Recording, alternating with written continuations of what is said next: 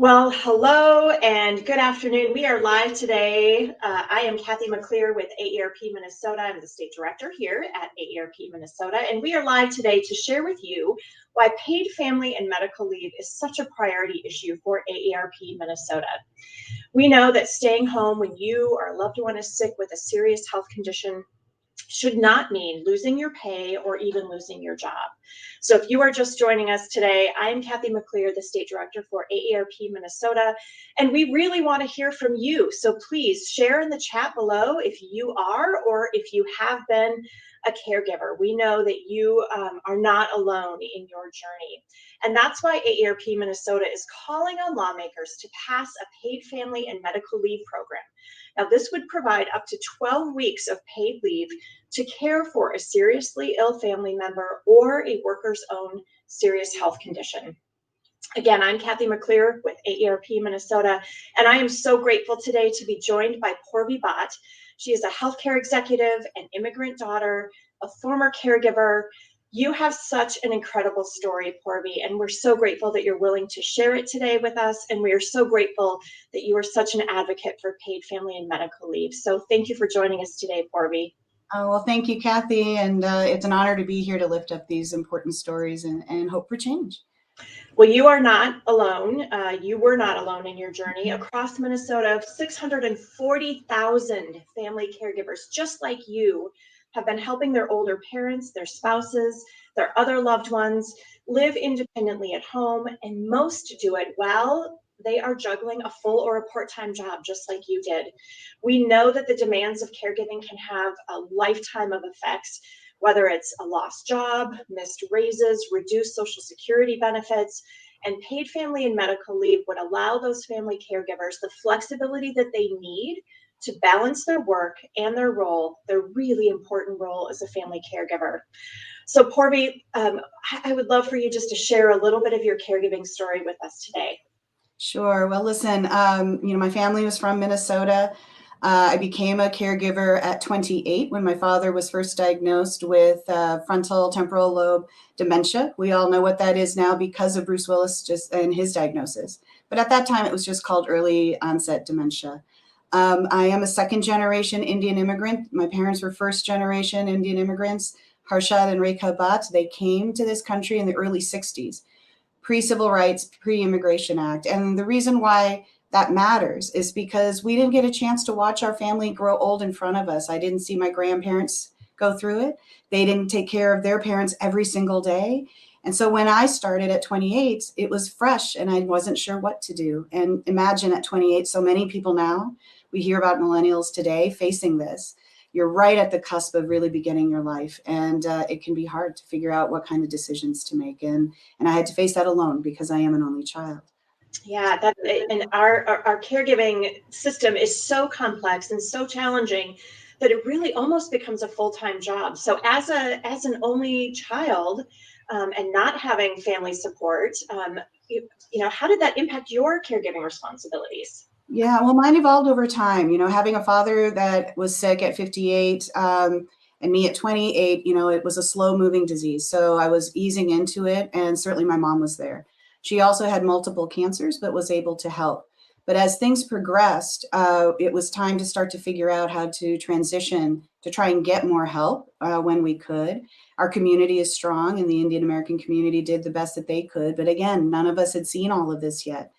And so what it meant was really learning about my benefits and really getting some courage early on to speak up. And again, as an only child, and at that age, I made some decisions not to take a partner, not to have children, because the weight of taking care of both parents ended up being my dependence.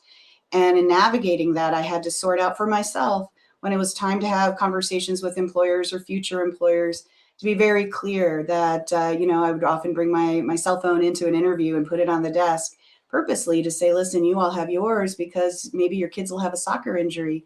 But for me, it might be my dad that's wandering. And so we have to have equal flexibility. And I learned quickly who could actually absorb that and who couldn't. And you can imagine working in healthcare, you would assume we'd all understand, but it does take time for people to absorb this. And so I did make trade-offs. I wasn't taking global assignments, for example. I was limited to what I could do in the United States. And I was traveling quite a bit and then trying to make sure I was coming back to Minnesota whenever I could and juggling like everyone juggles, as you can imagine, but quietly so, until it became a point in time where I had to be much more visible and much more vocal.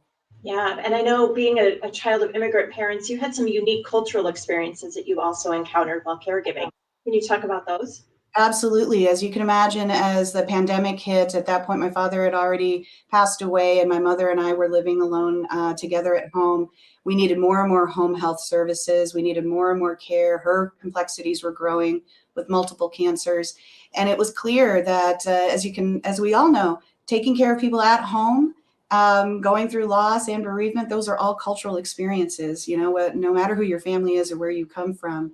And when people who are here to take care of you come into your home, you would assume that they would know a lot of things that are necessary. And so, for example, whether it's our foods and the kinds of things we need when we're going through our own kind of health needs with nutrition, they're not always going to fit the American diet. What we need is going to be something different. Some of our cultural practices, when you enter our home, you take off your shoes, right? There are things that we do that are really important that are based on our faith and our culture, and getting more and more healthcare workers to be adapted to that was important.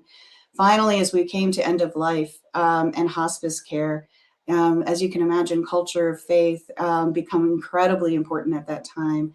And again, having a support system that actually understood that was key. And unfortunately, that isn't the case most of the time. Because so much of what we have around us, which is great, but is really kind of calibrated to the majority. And so being of Hindu faith, it was really tough to be able to figure out, well, how are we going to get help for me to come through this time when I'm not educating them?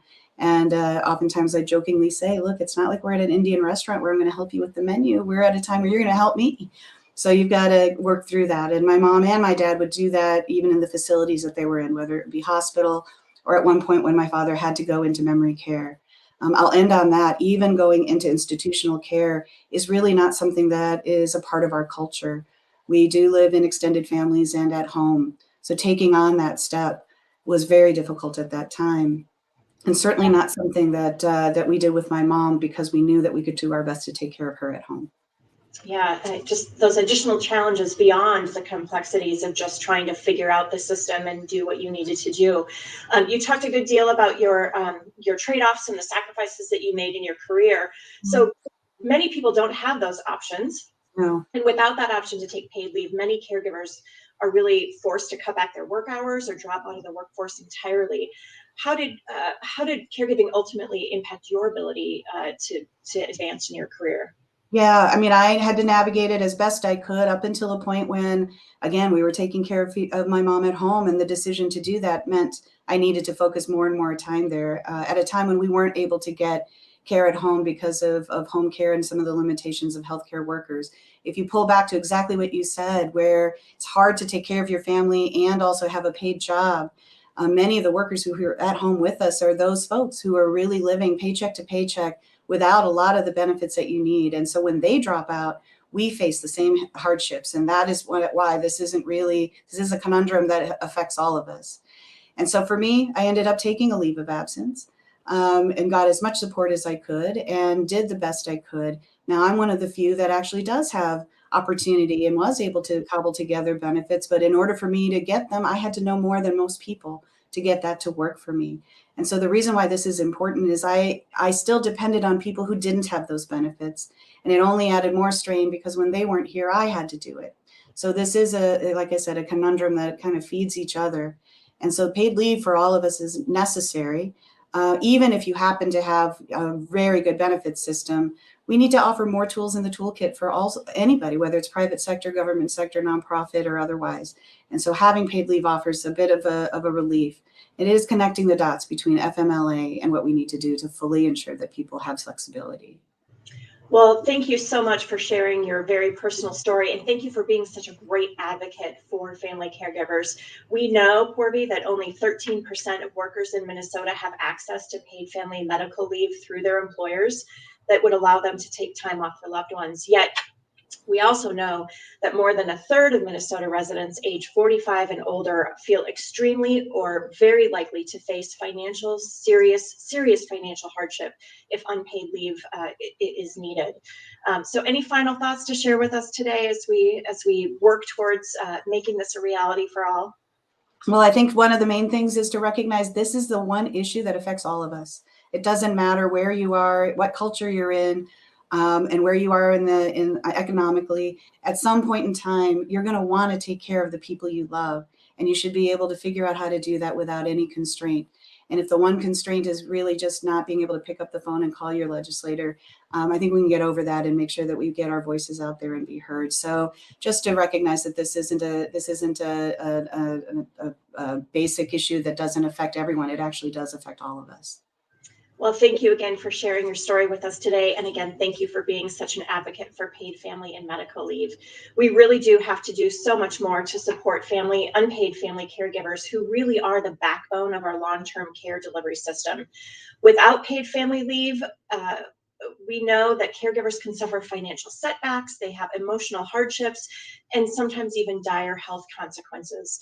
And that's why AARP supports a paid family and medical leave program that can keep workers on the job longer and help reduce the reliance on high-cost nursing homes, often paid for by taxpayers. As Paurvi said, lawmakers need to hear your voice. Make your voice heard like Paurvi has. Please send your lawmaker a message and tell them it is time to pass paid family and medical leave in Minnesota. I would also invite you to join us at the Minnesota State Capitol for our Lobby Day and our paid family medical leave rally on March 21st. Thank you for joining us today. You can learn more about paid family and medical leave as well as other AARP legislative priorities at www.aarp.org/MN advocacy. And thanks for joining us.